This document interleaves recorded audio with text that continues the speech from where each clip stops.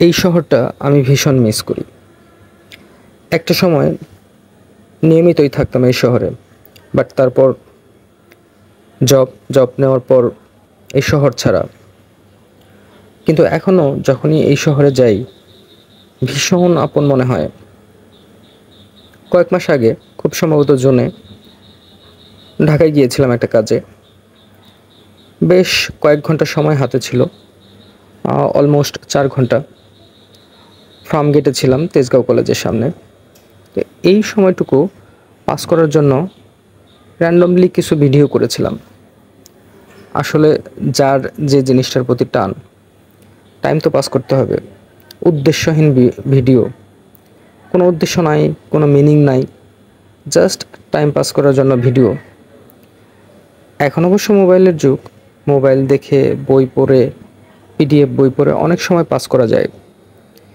কিন্তু ওই যে বললাম, যার যেটা অভ্যাস, যার যেটা ভালো লাগা, আমার শেকড়, আমার ভালো লাগা একটা সময় ছিল ফিল্ম, বাট বাস্তবতা সব কিছু মিলিয়ে ফিল্ম বা নাটক সিনেমা ছেড়ে আমি অনেক দূরে।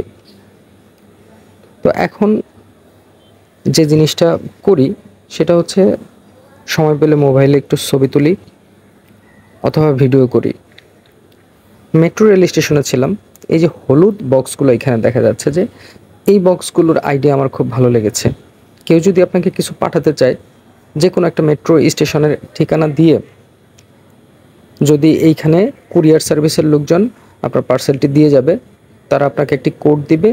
ওই কোডটি এই মনিটরে ইনপুট করে তারপর বক্সের দরজা খুলতে হবে। খুলে আপনি আপনার পার্সেলটি নিয়ে নেবেন। আইডিয়াটা কিন্তু দুর্দান্ত। কিভাবে এই সিস্টেমটা ইউজ করবেন সেটার নির্দেশাবলীও দেওয়া আছে এইখানে। আগে বিভিন্ন জায়গায় বইয়ে বা ফিল্মে দেখেছি যে কোনো রেল স্টেশনের ঠিকানায় পার্সেল পাঠায়। বাংলাদেশে আমার কাছে আমি প্রথম দেখলাম আর কি। আইডিয়াটা খুবই ভালো লেগেছে আমার কাছে। কে পাঠাচ্ছে বা কারো যদি অন্য কোনো সমস্যা থাকে, স্টেশনের একটা ঠিকানা দিয়ে দিবে, সেই স্টেশনে পার্সেলটা পৌঁছে যাবে, তারপর সুবিধাজনক সময়ে নিয়ে নিবে। স্টেশনের উপরে থেকে এই ভিডিও ফুটেজটা নিয়েছিলাম। এইখানে আগে একটা পার্ক ছিল, এখন উন্নয়নের চোটে বিভিন্ন স্টেশন হচ্ছে পার্কের এইখানে বিশাল কর্মযজ্ঞ চলছে। তেজগাঁও কলেজের সামনে দিয়ে যে রাস্তাটা গিয়েছে, এই রাস্তাটা